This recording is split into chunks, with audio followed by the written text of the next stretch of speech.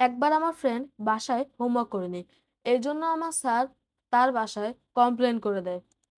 আমি আপনাদের পুরো স্টোরিটা শুরু থেকে বলি। আমার স্যার খুবই ভালো মানুষ, যতক্ষণ না আমি তার ক্লাসে হোমওয়ার্ক করে আনি। কিন্তু যদি ক্লাসে হোমওয়ার্ক করে না আনা হয়, তাহলে তার থেকে খারাপ মানুষ পৃথিবীতে আর নেই। আসলে সময়টা ছিল পরীক্ষার আগের সময়। স্যারেরা তখন মানে কি বলবো, অনেক বেশি বেশি হোমওয়ার্ক দিত। আর হোমওয়ার্ক গুলো করতে আমাদের খুবই কষ্ট হয়ে যেত, আর কোনো অতিরিক্ত টাইম থাকতো না। এই জন্য আমরা হোমওয়ার্ক গুলো করতে পারতাম না। তো এরকমই একদিন ও হোমওয়ার্ক করেনি। আমি যত কষ্টই হোক না কেন চেষ্টা করি সবসময় হোমওয়ার্ক করার। এখন ও যখন হোমওয়ার্ক করেনি, স্যার ওর বাসায় কল করলো। ওর আম্মু বলল রাস্তায় ওর আম্মু আসছে। আর স্যার বলল, মানে স্যারের সাথে ওর আম্মু কথা বলতে চেয়েছিল, কিন্তু স্যারের ওই দিন খুব কাজ ছিল, এই জন্য স্যার আসতে পারবে না বলল। তারপরে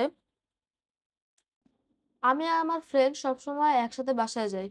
তো আমি ওই দিন ওর সাথে বের হয়ে গেলাম।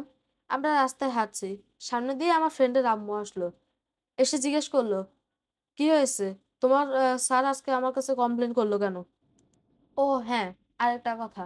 ও রাস্তায় যেতে যেতে বললো কি, প্লিজ আজকে আমাকে বাঁচিয়ে নিস, আমার আম্মুকে বলিস যে অনেক অ্যাসাইনমেন্ট ছিল। আসলে সত্যি কথা বলতে, আসলে অনেক বেশি অ্যাসাইনমেন্ট ছিল, আমারও করতে অনেক বেশি কষ্ট হয়ে গেছিল। কিন্তু আমি আহ আন্টির সামনে তো আর মিথ্যা বলতে পারি না। এখন কি করার, আমি তো আর ফ্রেন্ডকে ডাইরেক্ট বলেও দিতে পারবো না যে আমি তোমার আম্মুকে বলতে পারবো না। আমরা যাচ্ছি, রাস্তায় ওর আম্মুর সাথে দেখা হলো। ওর আম্মু জিজ্ঞেস করছে স্যার কেন কল দিল। এবার ও বললো অনেক অ্যাসাইনমেন্ট ছিল।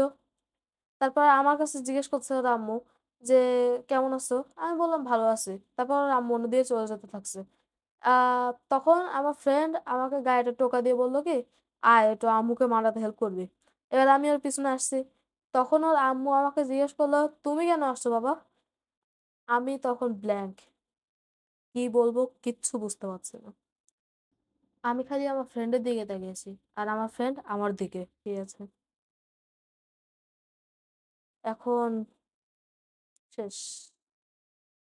ওর আম্মু বুঝতে পেরে গেল যে ও আমাকে দিয়ে মিথ্যা কথা বলানোর চেষ্টা করছে।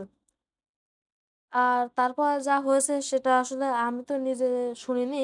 আমাকে ওই ফ্রেন্ডটা কল করে বলল, ওর আম্মু ওকে যে পরিমাণে হিরিয়েছে বাবা বাকিটার রে। ইতিহাস।